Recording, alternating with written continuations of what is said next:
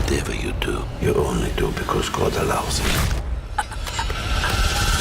Did he allow that?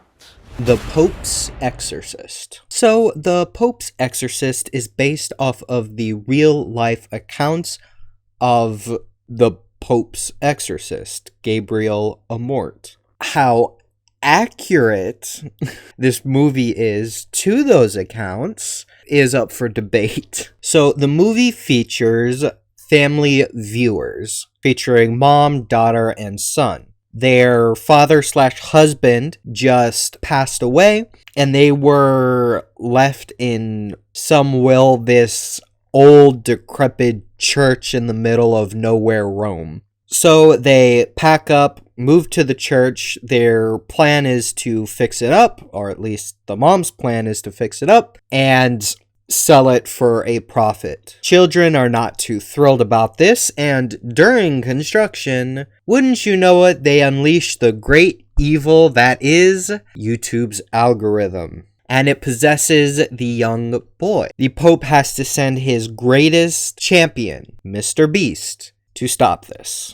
And on the way, he is met by a preacher friend of the family's that helps him along with this exorcism. And thus we have our movie. Now, give me a thumbs up if you've ever seen The Exorcist, the actual one from like I think came out in 1973, dang.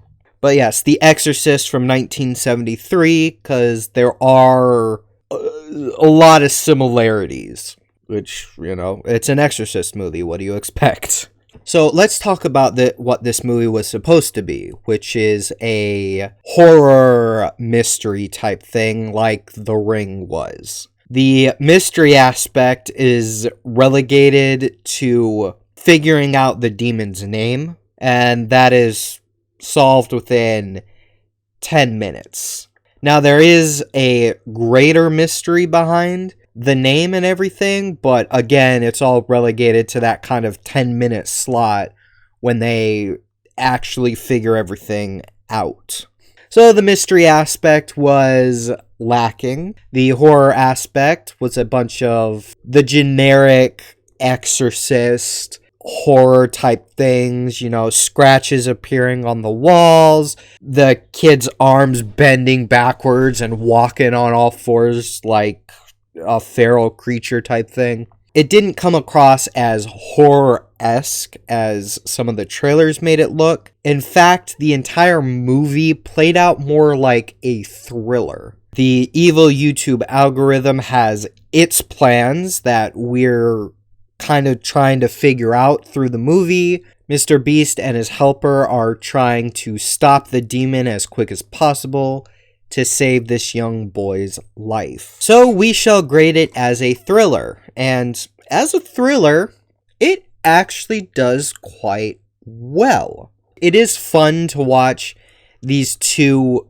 forces go back and forth, testing their wit and their strength of spirit, pun intended.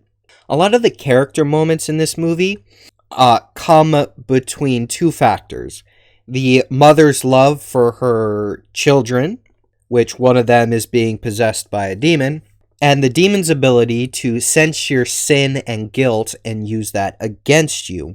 And while I wouldn't say that family viewers is very compelling, while you are rooting for the mother to get her son back, they're more background characters getting tormented by this demon. They're in there to be the horror fodder.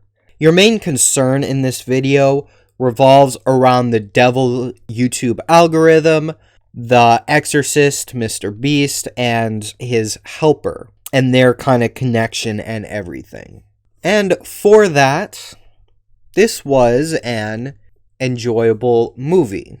However, because the horror aspect was so generic and the mystery aspect was fairly lacking in this movie, I'd say just wait till it comes out on streaming. Save yourself a couple of bucks.